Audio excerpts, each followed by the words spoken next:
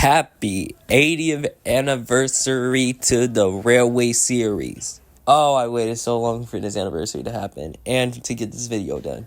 Because you don't understand how much this entire book series means to the entire fandom and the community. Because if it wasn't for Wilbur Awdry and his imaginary island, we wouldn't have the TV series created by Brett Allcraft. We wouldn't even have this fandom. And all I gotta say is, I'm glad that this series has turned 80 years old and left this much of an impact in children's media. Now, you know how the rule goes when it comes to these ranking videos. We are gonna rank them by structure, world building, illustrations, and last but not least, how much I enjoy them. This is the final ranking. There won't be any more. And all I gotta say is, let's get started with number 42. Disappointment in the game of life. I already mentioned how much I hated this in the part 2 video. Mainly because, first of all, why is their stories not following up to Sir Handel going to Wales? And why is there a story with Duncan and Soda, for God's sakes? That still annoys me. The illustrations still suck. The structure of this book is and the stories do not lead up to anything except for the parts where it involves Sir Handel going to Wales. This book is still terrible and still in last place even on the final ranking. I don't understand how Unlucky Tug put this above or how anyone puts this above their list. I'm not judging, but hey, I don't care anymore. This book sucks. I'm not in the mood to discuss how this book sucks because you already heard everything I need to say in part 2. Now let's move on to number 41. Who are you? Okay, so after rereading this again, I came to understand something. The book still sucks. I'm sorry. Like I said in part 2, Ivo Hugh is easily the best thing in this book. No debate. I like his design, and he's basically just a red version of Luke, but I don't care. I like his design. He looks good. I like the type of engine, the narrow gauge engine he is. And I wish we saw what Fred looks like once again, but I'm glad they mentioned him because there's also a Diesel on the Telly Clinton Railway whose also name is Fred. So I'm glad that they put him in a Railway series book even though he was not even illustrated. But none of these books lead up to Ivo Hugh's arrival, and that still pisses me off. But I like what I see in this book. I like seeing Ivo Hugh. I like seeing the text that mentions Fred the Diesel, and I like that. But so far, my opinions are still the same on this book. I'm sorry. I know this was in the top 10 in my part 2 video, but this is me ranking all the books. So let's be realistic here. Is this really that good when we are comparing them with all of the Railway series books? Let's be real for a moment. I like the ending book.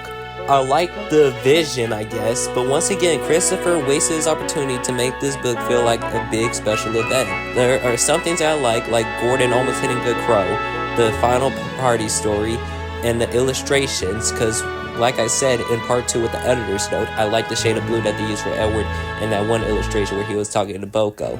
But for the most part, this isn't that good of a book. If we're comparing it to the greats like Wilbur's books, let's be real for a moment, because I just noticed this on rereading. This book is actually trash compared to the rest of these. I don't understand how they made it into the top 10, but yeah, this book sucks. I'm sorry. I understand the vision, but Christopher just wasted his opportunity to add more character and make the story feel like an actual celebration. He had one job. But yeah, all I gotta say is on to number 39. It's been 5 weeks and I still don't know what to put behind here. I'm still questioning why is Thomas's name in the title when Edward and Toby were more important characters, but I like the premise. The flashback story is still my favorite story out of the entire book. I like how we see Victoria and how she slowly gets renewed back into a coach. I like that. But another issue that I just noticed while reading this that I never mentioned in part 2 is why can't the illustrations just show what the text is saying? Because there was a text that explained what happened to Henrietta's something, and it did not show that. It just cuts to an illustration of Toby stopping when a car was passing by. So What is that all about? And there's another illustration where we're supposed to see Thomas talk to Victoria, but the bushes is hiding Victoria. Now, I'm not sure if that's meant to lead suspense or something, but like, why couldn't we see Victoria behind the bushes? It's not even that simple. Just draw the bushes between Thomas and Victoria and we're good. But other than that, Thomas and Victoria is a mid-book at best. I still like the flashback story with the Furnace engine, and I don't know what else to say that I haven't already said in part 2. It's just Thomas and Victoria. Could have been better, but hey, the Rowley series hasn't ended. Eggs! E-double-G-S eggs! While rereading this book, I just noticed how this is easily better than Thomas and Victoria because, first of all, Thomas gets to meet Bill and Ben for the first time, and I'm shocked that I did not put this above Thomas and Victoria in part 1. Another thing that I've grown to appreciate about this book, the world does not revolve around Thomas. How did I not put this above Thomas and Victoria in the first part? Oh my god. Also, yeah, the illustrations is still good. We get to see more Corey, more Brendan, but oh my god, I'm mostly shocked how I just noticed it now that this is better than Thomas and Victoria. It's better in all the ways. Thomas meets Bill and Ben for the first time. Thomas gets pissed off by them. The illustrations are easily better because we get to see more of the sceneries. We get to see the facial expressions. Nothing's covering up nothing. Let me just go on with the next one already. Looks like Jock won. Now, I like Jock the New Engine mainly because it's a nice way to follow up the events of the Small Railway Engines, and is actually leading up to Jock the New Engine, unlike some Railway series books. But other than that, yeah, it's my opinions on this is basically the same from part 2, mainly because there's nothing new that I found interesting about the books. Like, there is some issues, like how there are radio stations in the train when that hasn't even been accomplished back then, I'm guessing. And how one of the engines is apparently younger, even though something, I don't know, but like, yeah. So far, the book is still the same. My opinions are still the same on this book, and I don't think it'll ever change. I did like the illustrations. I do like how Jock gets humbled, and I don't know. Also, if you guys are wondering what's my favorite Small Railway engine or Arsdale engine, is easily Rex. Okay, on to number 36 now. There are more of us. Thomas! My opinions are basically still the same about this book. Mainly because, once again, this is up here due to Season 2 nostalgia, and the fact that Season 2 is one of my top 3 favorite Thomas seasons, and because of how the story behind this book is interesting to me. Also, there's another thing I just noticed while rereading and also doing some research. The book came out 2 days before the first half of the episodes aired. I found that funny to me. But other than that, more Thomas the Tank Engine is still going to be below on this list. Sorry. I'm back again. Yeah, my opinions are still the same about this book, and the only reason why it's probably up on number 35, mainly because I still like how there's 3 stories showing what's going on with the engines while Thomas is at York, instead of being stories of Thomas on his way back home. I like how that's kind of, different, and I could respect it for that. Another thing I like to talk about this book is basically how the 3 stories are just pretty decent to me now that I reread it. I kind of like the story with Percy crossing over a bridge. I could see that being like a season 4 or 5 episode. Daisy getting stuck in snow is meh, and the story with Toby pulling the mega train is also meh. And all 3 of these stories lead up to Thomas coming home. Like I said in part 2, I don't necessarily hate the book, and I don't necessarily love it like the rest of the books on this list, but it has its own charm now that I reread it, and I respect it for not being a book with stories about Thomas on his way home. I respect it for that. Toby the Tram Engine 2 is still a pretty okay book. It's not on the highest standards like Wilbur's books, but it's unique for this being Toby's second book, because I said this 3 times already, in part 1 and in part 2. Christopher's favorite character is Toby, and it's pretty obvious in this book because nobody asked for another Toby book. But we did, and I like what Wilbur did with it. He gave Toby some stories, and we get to see a flashback story of Toby with his brothers and the engines that he used to encounter and interact with. That is very unique, and I never even knew that I wanted to see this until I reread the book and while I was making part 2, basically. And I don't know what else to say. It's Toby the Train Engine 2. Some of the stories isn't as good as the flashback story, but hey, I like what Christopher did with it, showing Toby's backstory and how he used to work with his siblings at the harbor or Brenham he used to work at, and I like that. But for all I can say really for this ranking list, it's just more fun times with Toby, nothing else. So like I said 4 times already, flashback story is easily the best story in the entire book, and yeah, I think that's all. I'm all out. Thomas and Friends, making tracks to great destinations. Yeah, so the main reason why this is probably up here is because I like how the final book is named Thomas and His Friends, and how we get to see Gordon's retirement and a little monument dedicated to Wilbur Awdry during the celebration. I like that. I'm still mad that this is kind of like wasted potential. Christopher could have found a way to make all the characters feel important in the story. It doesn't feel like that big of a celebration to me. The illustrations are pretty decent for the most part. I like the post-retirement story with Gordon and how he stopped the fire, I believe. I like that. But for the most part, this is mainly up here due to it being the final book that actually ends off the Railway series, and because of the title being named Thomas and His Friends and Gordon's retirement. I like that. On to number 32. Once an engine attached to a train was afraid of a few drops of rain. This is up here once again because Henry's my favorite Thomas character along with Edward, and because the stories in here is actually pretty good. I like how Thomas isn't in the title, or Thomas does not in a story and he doesn't even do anything. I like how there's no Thomas in here during a time where Thomas basically had to be everywhere. I love it.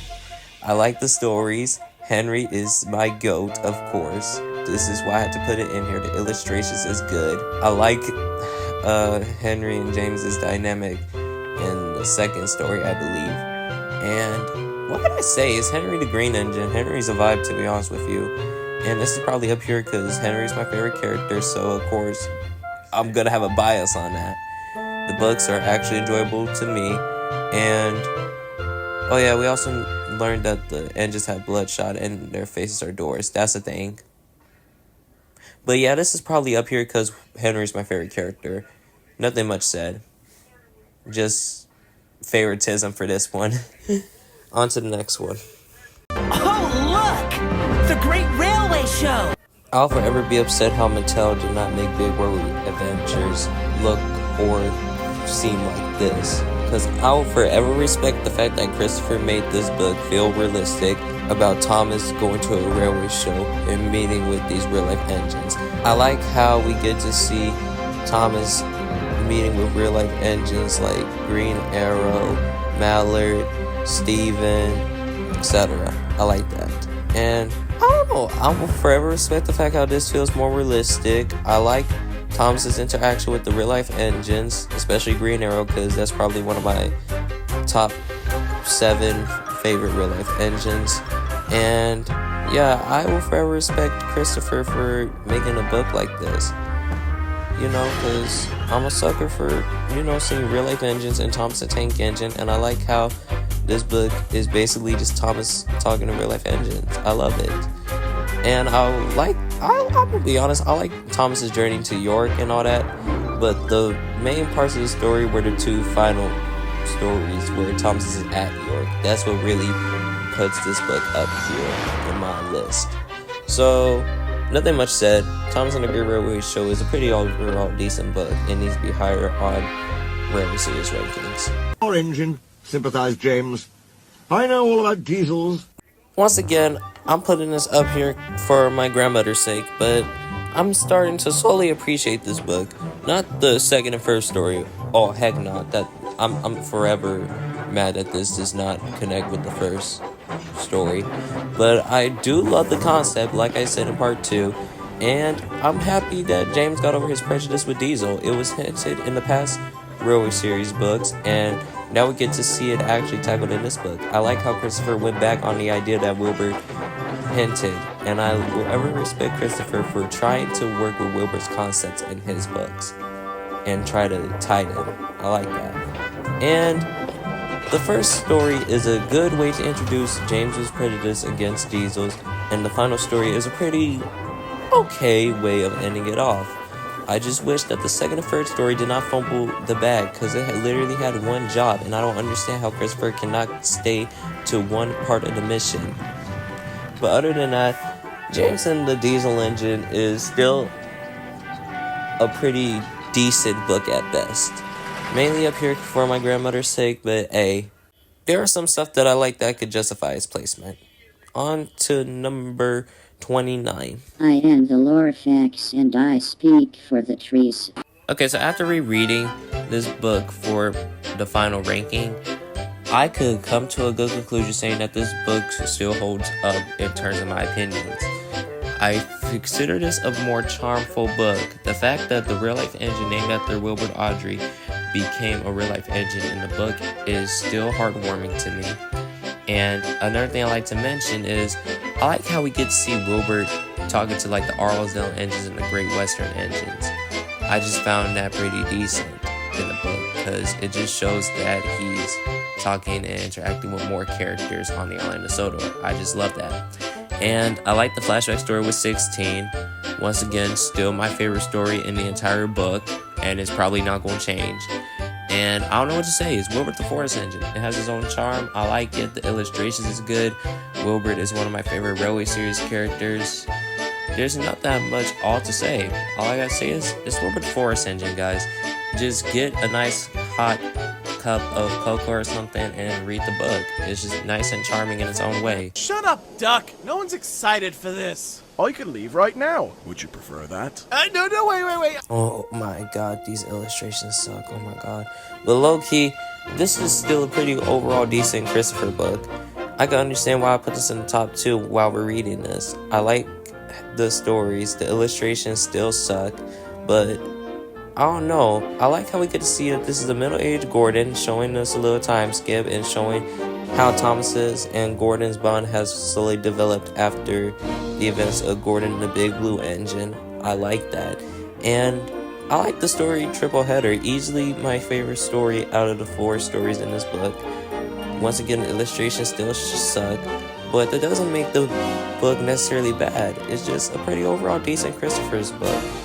And I can understand why I put this in the top 10. It's still not better than these other books I'm about to list, so yeah, this is where the ranking gets really, really good for me. Meaning that it's going to be very, very hard for me to rank these books.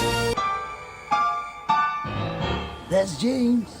Easily Wilbert Audrey's worst Railway series book, and he mentioned how this is his least favorite, but low-key, I grown to coming to accept this book. I like the illustrations, easily better than whatever Really Useful Engines is. And I like the stories with James. You know, because once again, James is my grandmother's favorite character, and I'm probably putting this up here for her sake. But the book really isn't all that bad, to be honest with you. My favorite story is James and the Express, mainly because we get to see how James went through all of this to finish his character arc.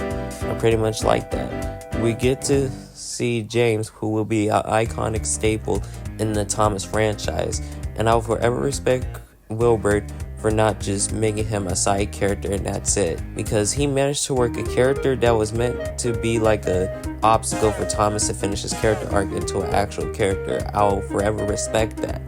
But for the most part, James the Red Engine will stay at number 27 due to the fact that there are better books on this list and because I'm all out of stuff to say, to be honest.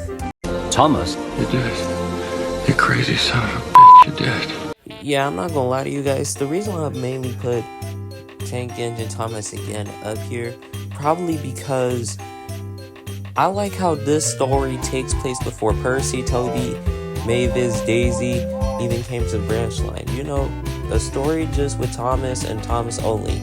And I pretty much like it. The illustrations are pretty decent.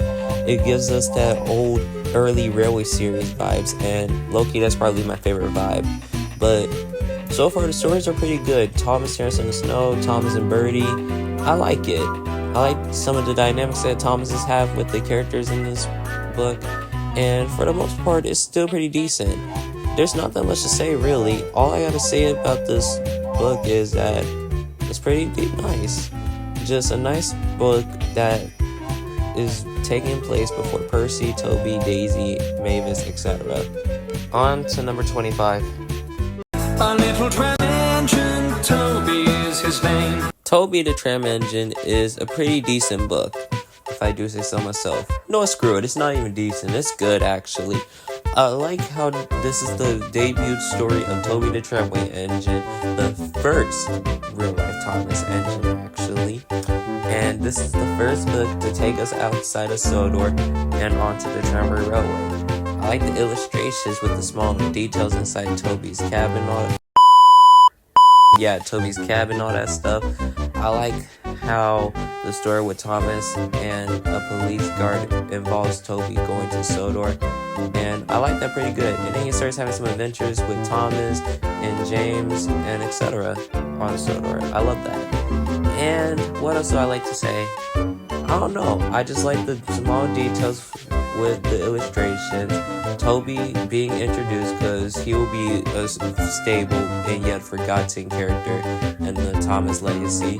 And I say this book is pretty decent, giving us a location outside of Sodor, a way to tie in a new character and bringing him to Sodor instead of just a lazy way of bringing him to the island. For the most part, this is a pretty good book, if I do say so myself. And I want to go on to number 24 before it sounds like I'm yapping.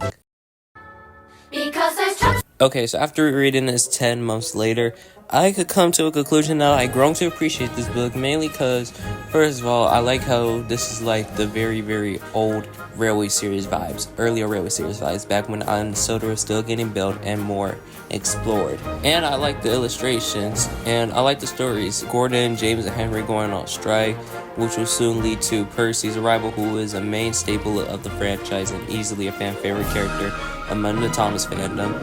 And pretty much though, this is a pretty overall decent book. The reason why this is up here mainly because this is the book that introduces Percy, and what can I say, Percy is enjoyable here. I like his stories, like Percy runs away, and not to mention the stories without Percy. I like the strike story because that would be a good way to lead up to Percy's arrival. But for the most part, Chosen Mentions is up here because I like what it does, and I like the vibes, and I like how it introduces a new character, which is a fan favorite and a main character in the TV series. I respect the book for that. On to the next one. Your ugly fizz is enough to frighten anyone. You're a green caterpillar with red stripes. I love how this book introduces character dynamics that would sooner on be fleshed out in the TV series. I love how this book introduces Doug, which is easily a fan favorite character. And sure, the illustrations are not that good, but the illustrations that are good, I'm gonna be real with you, them illustrations be popping. Like, let's be real. And I already said this, but like, I like the character dynamics. Thomas and Percy's character dynamic, Percy and Harold's dynamic, Percy and Doug's dynamic, which is probably my favorite Percy dynamic of all the Thomas the Tank Engine. And I like the stories with Percy. It's nice seeing Percy's Promise and Doug Takes Charge and those other books. I really like that. My favorite story out of the book is easily Doug Takes Charge, mainly because I'm a little bit of a Doug fanboy. And I don't know what else to say. It's Percy the Small Engine. It's Percy's own book with stories that are very charming. And what else can I say? It's a vibe. And if there's one issue that I still have with this book, it's probably the scaling, because the engine scaling and human scaling and cell illustration seems pretty off, and you can really tell that the illustrator was not really trying with some of these illustrations. But I can overlook those problems. Once again, Percy the Small Engine is a vibe, and there's not that much else to say. On to number 22. Hello, Daisy the Diesel. Diesel rail car. Thank you very much. Branch Lines Engines is still a very overall decent book. This is the book that introduces Flatboard Thomas, Daisy the Diesel Railcar, who is one of my favorite female Thomas characters. And we get to have some nice stories like Percy's Predicament, Daisy, Thomas Comes to Breakfast, and etc. The illustrations are pretty decent. They're not better than Wilbur's later on illustrations, but so far it's pretty decent for the most part. This book is just fun times on the branch line, you know, showing us more characters, giving us new stories, and what can I say? Branch Line Engines is pretty decent. Scotland forever! I mainly respect the Twin Engines for being the first Railway Series book to show us the concept of twins and the fact that the engines that are the same classes are siblings. I'll forever respect Wilbur for turning that concept into something that's clever for both audiences and the world of Thomas the Tank Engine. Now, I'm gonna be real with you, Donald and Douglas are my favorite twin engines in Thomas the Tank Engine. Screw you, Bill and Ben, Donald and Douglas are better. And I like how this is the book that introduces them. I like the story that introduces Donald and Douglas, the deputation, and etc. The only bad thing about this book to me is the missing coach. Mainly because of how brain dead stupid Donald and Douglas's plan was on them switching tenders. Being that Sir Thomas would not notice. Of course they would notice. Like, come on, this is a stupid idea.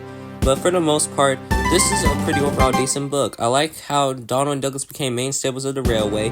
I like Wilbur introducing the concepts of twins, and heck, even the engines having siblings in general.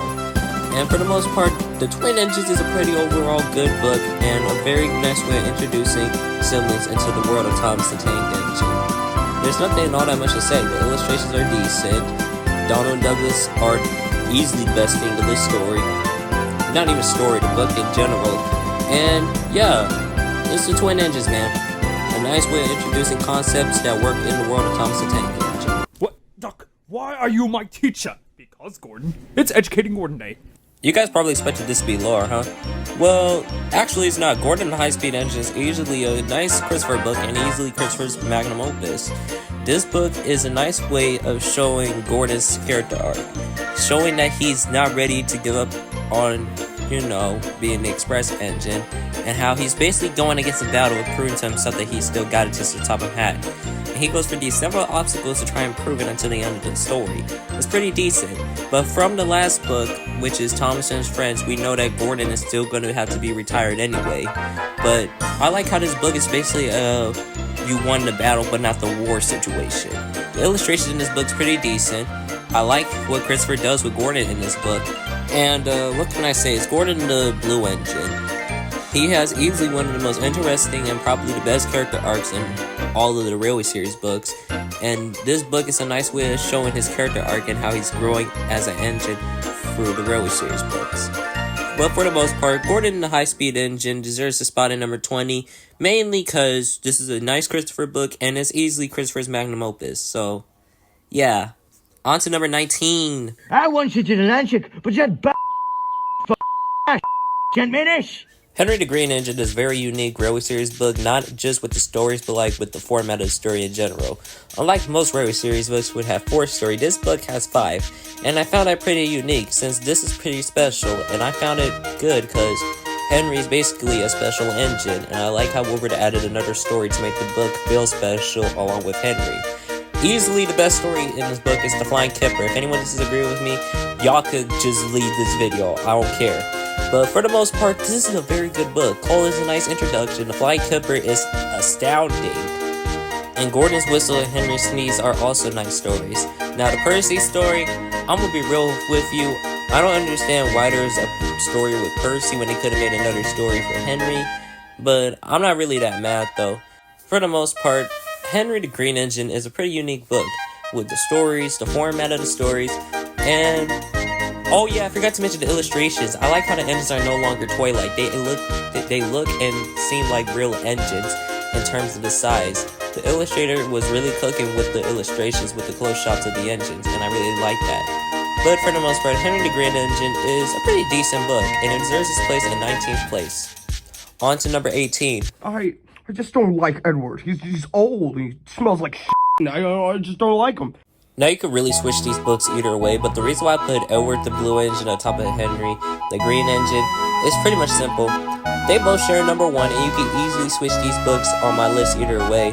But I personally put Edward the Blue Engine above, mainly because how it introduces a character, and it shows how Edward affects the characters in these stories, showing that he doesn't really have to be a main character to be important to the plot. His words and how the engines take it are ways to move on the story. And what can I say is Edward the Blue Engine, he's goated. He is the easily number 1 along with Henry on my character list. And I like the stories and the illustrations. We get to meet Trevor, who likes children for some reason. And the stories in this book are overall decent. Old Iron is easily my favorite because, first of all, James and Edward's dynamic and how Edward is basically willing to save a runaway high-speed engine even if he gets tired, showing his dedication. And what could I say? Edward the Blue Engine is goated. Edward is goated. This book is goated. The illustrations are good. It's Edward, man. If you know the book and stories are going to be good if it has Edward in it. No debate. Toby's a I still personally believe that Duke the Lost Engine should have been Wilbur Darger's final book before he retired. But Tramway Engines really isn't a bad book, to be honest. It introduces Mavis. The illustrations still look good, especially in the story Ghost Train. And what else should I mention? Oh yeah, I like how we get to be introduced to Mavis, and I like how Toby was basically petty on saving Mavis when literally he was a few meters away from Mavis when she was having trouble with whatever. I like that. My favorite story is easily Ghost Train due to his nice illustrations and dark scenery. And what else do I have to say is Tramway Engines. Nice time I was on the branch line, introducing a new Diesel character. I'm still mad that they kind of retconned Daisy improving, but hey, the stories was still good. But that's pretty much all I got to say for Tramway Engines. It's a pretty overall decent book, and I say it's a pretty good book. Nothing else much to say. Know our ways. Nothing in it to compare with our Fat Controller's engines. I really grown to appreciate A Famous Engines now that I'm thinking about it. Almost everyone here has something to do, unlike the books that are big events with Christopher's books. I like how we get to have the story Gordon Goes Foreign, and I like the small inside joke due to the Roots conterminous, I believe. And I'm trying to figure out something else about this book that I like. Oh yeah, I like how the theme is exploring new horizons, because almost every engine in this book gets explored on their new horizons, and I pretty much enjoyed it. My favorite stories in this book is probably a two-way tie, now that I reread it. It's between Gordon Goes Foreign and the final book. But for the most part, that's basically all I gotta say. If you want to hear my full opinion on it, I pretty much said all I gotta say in part 1. But yeah, let's get on to number 15, because once we get to number 15, that's where everything in the list gets good, meaning that it's going to be very hard for me to rank, and because these are actually good books in general and some of the best in the entirety of the Railway series.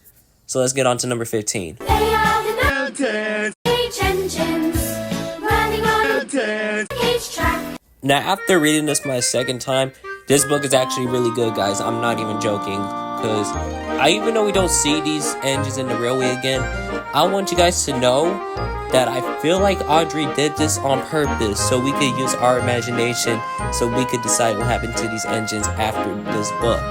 So far, I like how Wilbur Audrey introduced a new railway, the Mountain Railway, which is on the highest mountain of Sodor, and I like how we get to meet these new engines. We get to meet the Cody Fell engines, and we get to have some fun stories with them. R.I.P. Godred. You are a legend. But other than that, the illustrations are very good.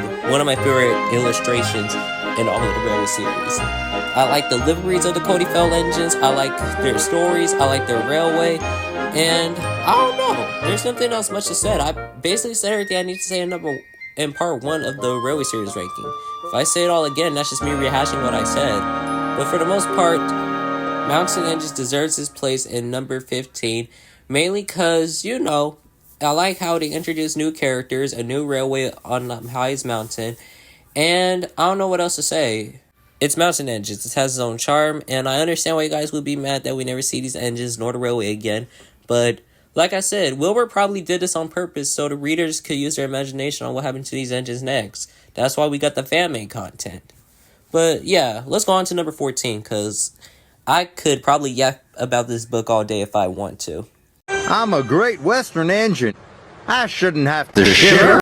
Yeah, so I could probably say that Oliver the Great Western Engine still holds up after 10 months. Mainly because of the stories and the character dynamics and how the characters play off of each other. I like how this is just a book with the little western, and I like the character dynamics. My favorite in all of the character dynamics in this book gotta be Duck and Donald. And I don't know what to say about this book. I already said everything I need to say. I still think the Boji story is meh. I think Toad Stand By is still my favorite, but I'm not sure I might replace that with Donald's Duck. And the illustrations are overall neat. I like the details, I like the character expressions, I like the colors. There's not that much that I need to say though. It's a pretty decent book. I like how we get introduced to Scruffy, who dies. And I pretty much said all I gotta say about this book. Yes, the little engine's coming home. Okay, so after rereading this book after like 10 months and rereading this book after making the Little Old Engine Railway Series remake, I could come to a conclusion that I actually and truly enjoy this book for what it is. Home at Last is easily my favorite out of the 4 books in the story. Rock and Roll is pretty overall decent for a Duncan story because once again, I like to watch Duncan go because he can really rock and roll. And the final story is a pretty overall decent way to end the book. If I had one biggest gripe with this book, it's how we don't kill Rheneas! But yeah, for the most part, the Little Old Engine is pretty overall decent, narrow gauge book. Now, that's pretty much all I had to say. If you guys want to know what my opinions on the illustration is, all I gotta say is simple and clean. Gordon the Big Engine is the book that started Gordon's character arc, and I gotta respect it for that, mainly because if it wasn't for this book, we wouldn't have the amazing Gordon character arc and really show that he's improving. The story Off the Rails perfectly encaptures what Gordon did to cause himself in his situation. He literally went off the rails and what got the express taken away from him. And I like the story where he helps a distressed James, showing that he is slowly improving as the story goes on. And the story Down the Mine is probably my favorite, if we're being real for a moment.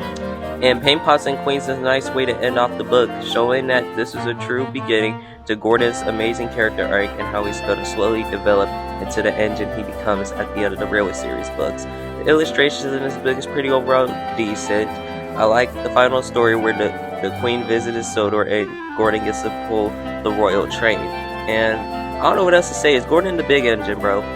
This book is easily one of Wilbur's best. It introduces a nice character arc for Gordon and how he's slowly gonna move on and develop into a better engine as the Railway Series goes.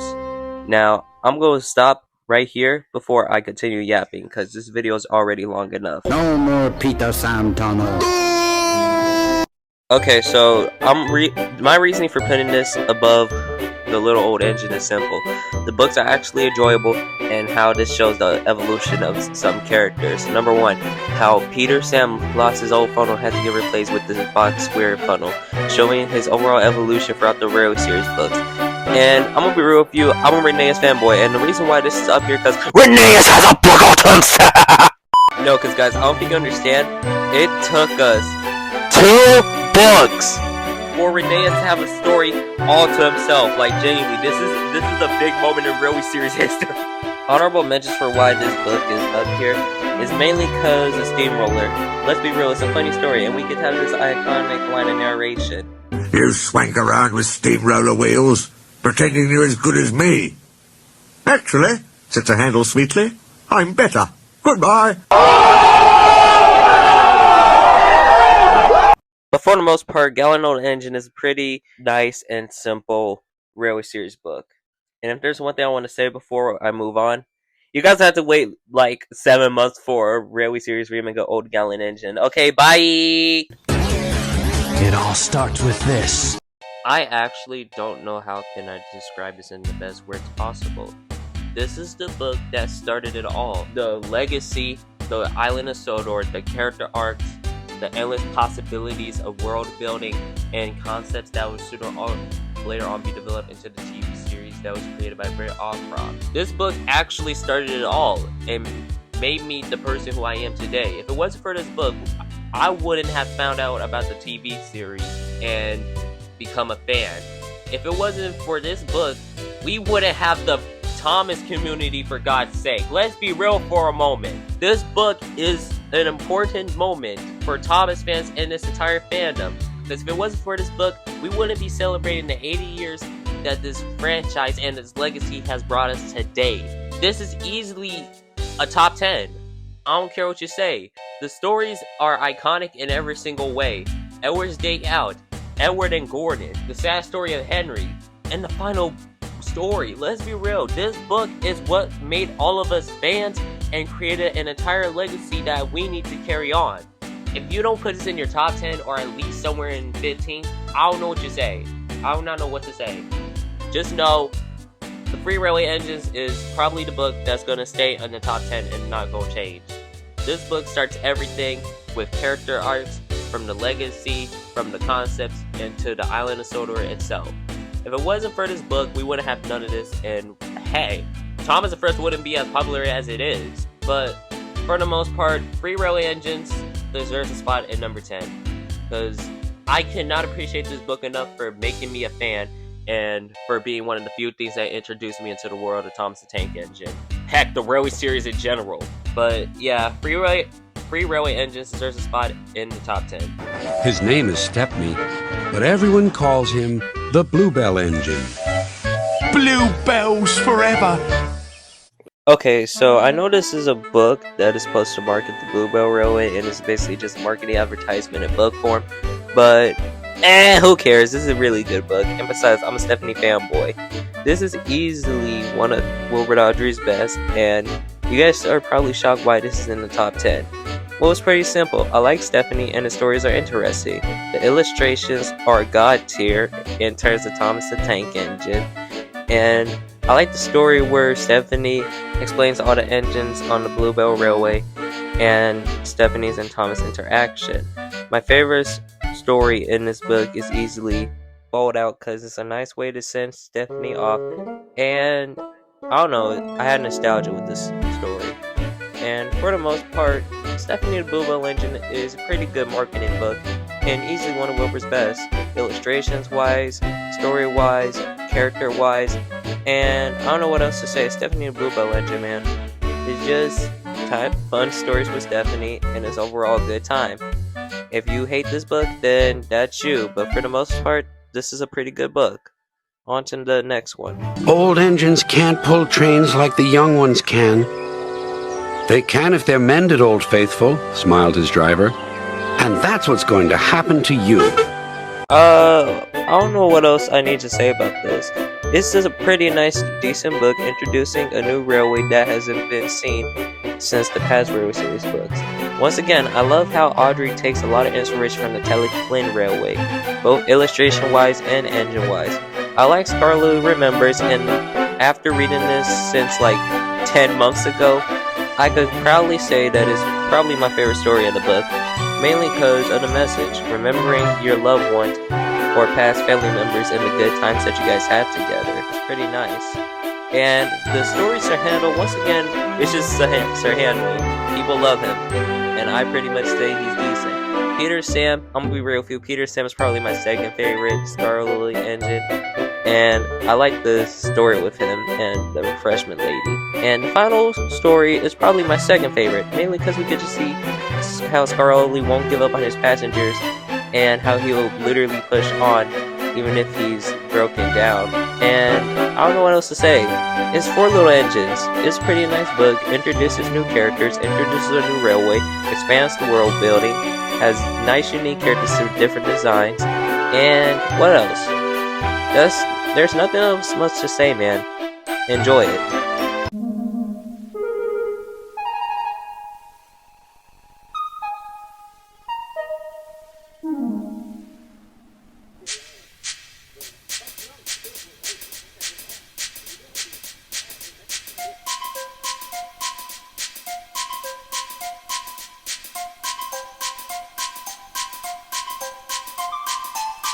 This is Wilbur Awdry's breakthrough book.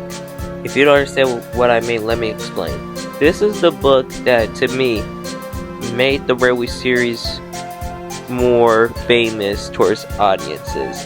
This is easily one of Awdry's best written books in terms of character arc. Thomas's character arcs gets fully established and completed from beginning to end. Sure, it was trial and error, but he managed to get through it one way or another. And I cannot respect Awdry for giving Thomas a nice character arc. Now, does he act more mature? No. He went back to being more cocky in the Railway series, but I overall like this book for just giving Thomas a character arc. He earns his branch line by helping James get back on the rails. And you can see through the book he slowly matures. Sure, he has some conflict, like with the trucks and the little incident with Gordon and the Express, but for the most part, Thomas's character arc is nice and fully fleshed out. You see that he acts more mature than he did from the beginning of his first story. And if I had some issues, simple, how Thomas doesn't stay the same and stays more mature and consistent when the Railway series continues to move on. But for the most part, this is overall a decent Railway series book and easily one of Awdry's greats. The illustrations are pretty decent and nice and charming, even though I prefer the first draft of the illustrations, but we're not going to get to that. And I don't know what else to say about this book, really. It's just Thomas the Tank Engine. You know it's good. The Thomas fandom knows that it's good. Thomas is easily a nice character who has a very, very good character arc that ends in his first book. And that's all I gotta say. It's Thomas the Tank Engine, man. You know it's good. I know it's good. Just enjoy it. Boo! What the? You smelly black turd! Okay, so Duck and the Diesel Engine is an important moment in the Railway series because this introduces us to diesels and how much they could affect the steam engines in general.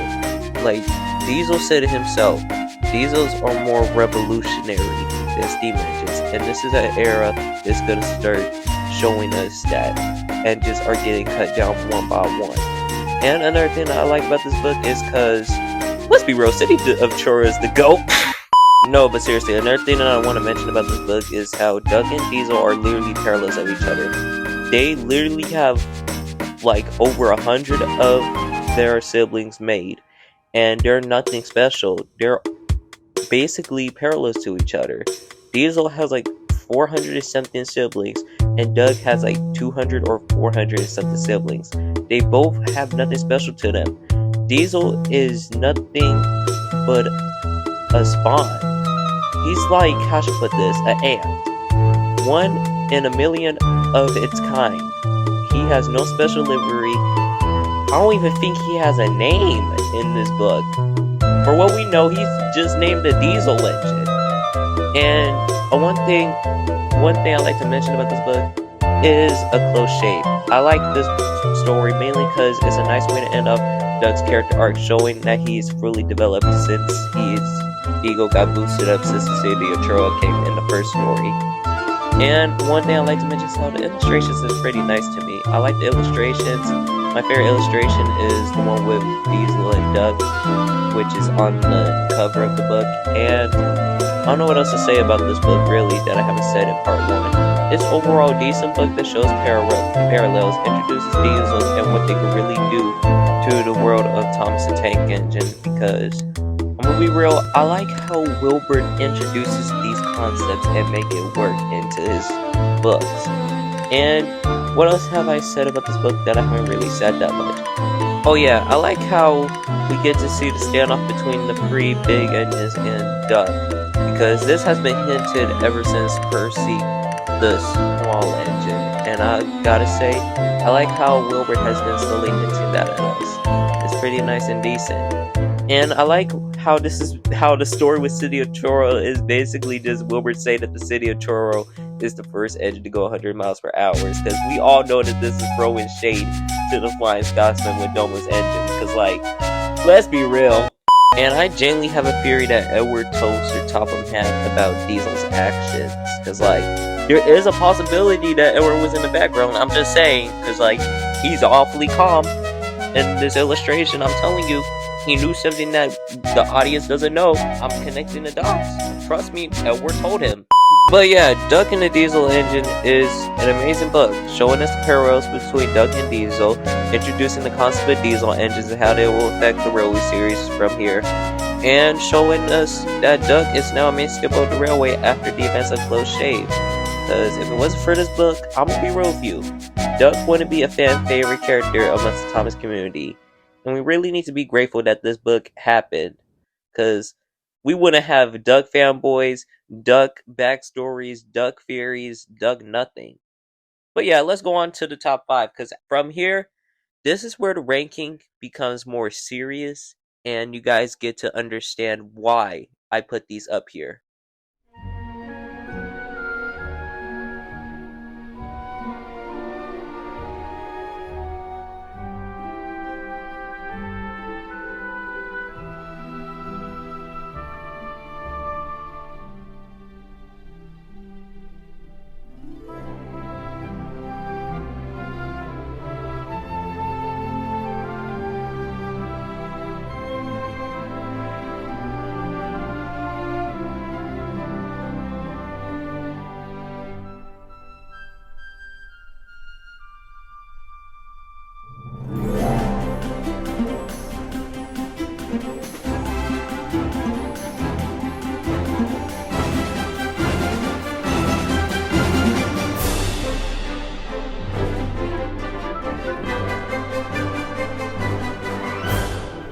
Mainline engines makes it into the top 5 due to how it introduces new characters, and the location of Brandom, and the overall stories. And I like to just get this out the way. I like how this book basically introduces Bill and Ben Boco, the actual beginning to Gordon's character arc, and this is where he starts to slowly mature as the railway series goes on. I like the illustrations, because I'm gonna be real, this has to be one of the best illustrations in any railway series book out of Wilbur Burton's run. And I like the illustrations with the characters' expressions, and not just with the humans, but with the engines too. And I don't know what to say, I like the tone of some of the illustrations showing the raining, like aesthetic and all that stuff, and I don't know what else to say. I just know I couldn't just wait longer until I get to talk about Edward's exploit, because that's probably the main reason why it's up here. Easily the best story, no debate, just no debate. And it's a nice way to end up Edward's character arc. He went from an old engine who all the engines in the shed think is worthless to now being one of the most respected engines in the shed. I like it. It's a nice way to tie it all together, showing that Edward has the courage and not only bravery but willingness not to give up, even when he's literally torn apart. But for the most part, it's Edward's exploit. I like the illustrations, I like the writing, I like the introduction of new character arcs and new characters. I don't know what else to say. It's Edward's exploit. It's a pretty nice, decent book, and it gives us a nice and respectful ending to one of my favorite Thomas characters. And without a doubt, I can proudly say that it deserves a spot in the top 5.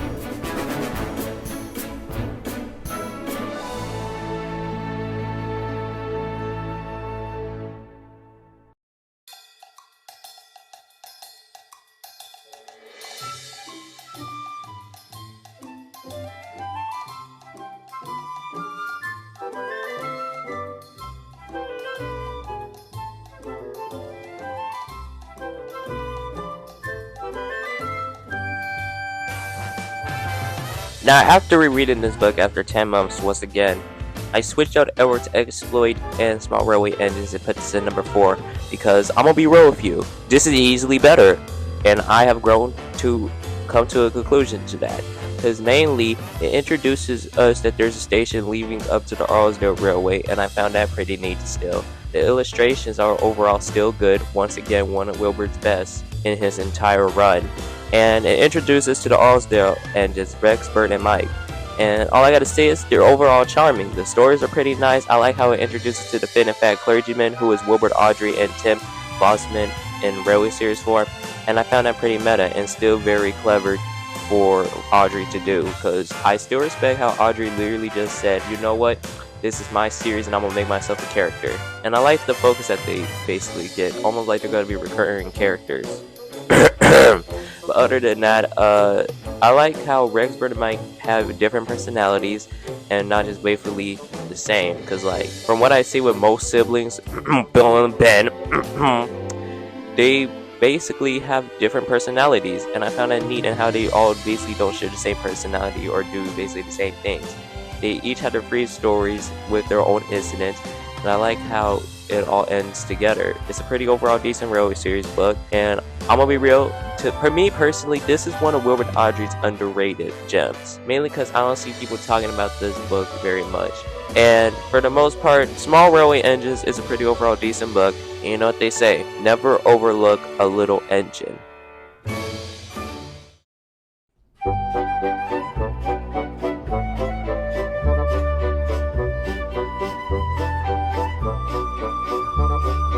For the most part, I like how this book is basically just telling us how this is just backstory for Scarlet Lily and Rheneas. I like how this is a time before Thomas Edward and even the fact that Charlotte were on Sodor. And I like Scarlet Lily's character arc, showing that he's slowly maturing into the Scarlet Lily that we all know. And I like how Scarlet Lily and Rheneas Suderon became friends and later on brother figures. I pretty much like that. And I like how the illustrations is blatantly telling us that this is a time before Thomas Edward and the fact that Charlotte came to the railway, because you can tell by illustrations with humans and some little nice hints like the book saying how steam engines work. And I don't know what else to say about this book that I haven't said. I like the illustrations, and for the most part, I like how the final story has hinted something that the audience hasn't known yet. But yeah, this is a very overall decent book, and it deserves a spot in the Big Three.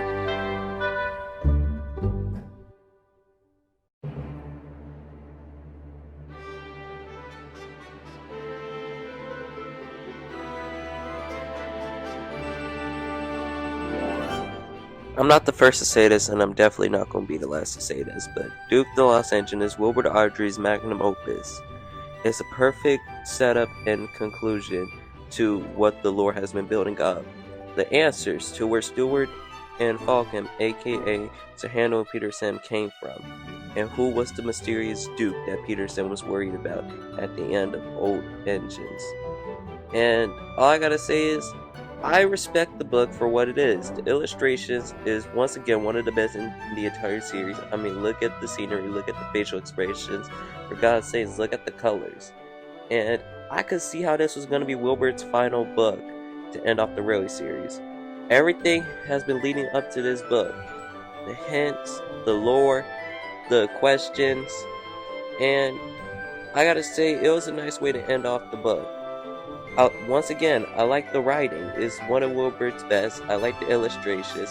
I like the story. Sleeping Beauty is one of the best Thomas stories of all time. I don't care. One of the best Thomas stories in the entire series. And I don't know what else to say. I like how they managed to make the Ben and Fat Clergyman characters and all their appearances leads up to them finding Duke in the shed when the Fat Clergyman fell on Duke. That's a clever way of introducing a new character and making them relevant, and I pretty much like that. And the book has done good ways of bringing back several payoffs. The old trackman, the reason why the old Harvard is getting rebuilt, the Ben and Fat Clergyman. I cannot respect this book enough for the payoffs. Like, let's be real. And I'm gonna be honest real quick, this is still a masterpiece in terms of the Railway series. Not illustration-wise, not even writing-wise. It's because of the payoffs and the hints and the world building all tied together in this one book made for a children's book.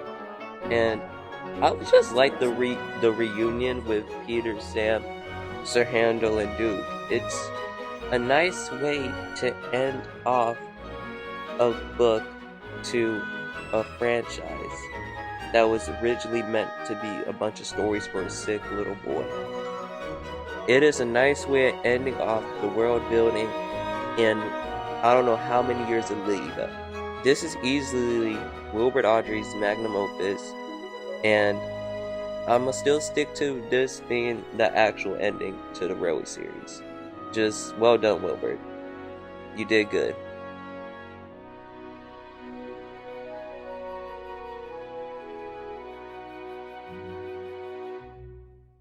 Now you guys know which one is number 1. The past is our interpretation, our future is our aspiration, and our present is a day just waiting to be seized. These are the tales of the enterprising engines, and their exploits will never cease to be.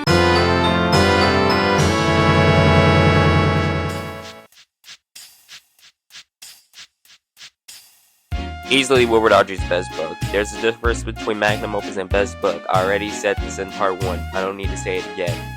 And this is easily my favorite Railway series book. This is a nice way to end off Henry's character arc, a nice way to end off Gordon's arc if Christopher having continued to run. This is a nice way of tying together Douglas's thing of being a stowaway.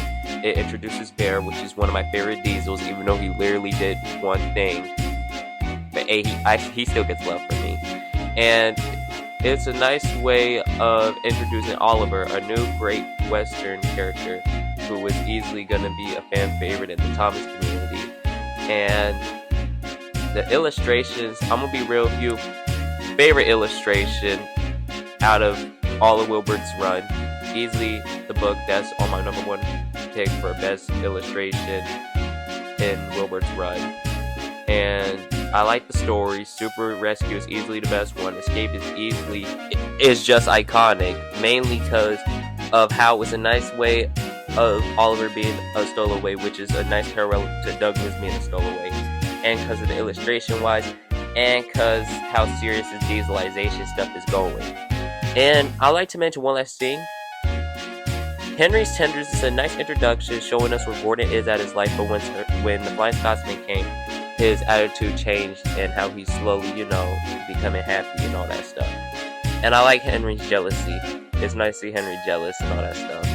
And the final story is a nice way to end off the book, showing that Bear is now a member of the Railway and Oliver is now a member of the Great Western.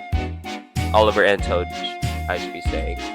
And all I gotta say is Enterprising Engines is easily Wilbert Awdry's best book and is still my favorite to this day. Illustration-wise, tie-in wise, and I don't know what to say. Easily my favorite, and easily and rightfully deserves its place on number 1 in the ranking.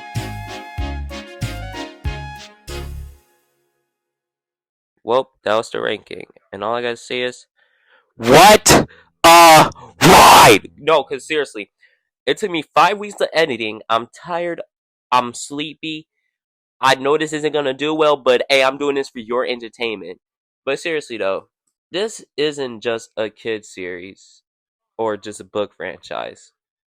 This is a book franchise that is a nice way of showing that anything can be made for adults and kids in terms of world building, writing, new facts, and overall just character arcs. This book, and you know what? I'm going to include the TV series because this is the 80th anniversary. The book, the TV series, basically everything about this 80 years of making tracks to great destinations is something that has taught me a lot. The TV show has taught me a lot about character models, scenery, props. The books have taught me a lot about good writing, good illustrations, good character arcs, good tie-ins to plots. This entire legacy has taught me a lot. It made me appreciate the community, the fandom, the crew, the writers, the illustrations, the publishers. Hey, even the voice actors who voice acted the characters in the CGI series. This has taught me a lot. And I'm grateful that my mom introduced me to this franchise. Because if it wasn't for Wilbert Awdry, Britt Allcroft, David Mitton, basically everyone who has worked on all 80 years of this franchise, I wouldn't have this channel. I wouldn't have my collection. I probably wouldn't even be as big of a fan of the show as I am. Because this franchise has been through their highs, its middles, and definitely lows. There was a lot of lows, trust me. I've been through it all. I've seen everything. But no matter how low this stuff gets, this franchise manages to bounce itself back up and get back into the ring. This franchise is everything. And I know that the Thomas fandom will forever carry on the legacy that Wilbert Audrey has laid down, and the TV series legacy that Britt Allcroft and David Mitton created. I wanted to thank the Thomas crew, the Thomas fandom, the Thomas community, Wilbert, Christopher, Britt Allcroft, all of them, for the Railway Series books, for the TV series, for the props, for everything. And I want to end this video off with one big gift for everyone. So, all I had to say is thank you all for everything.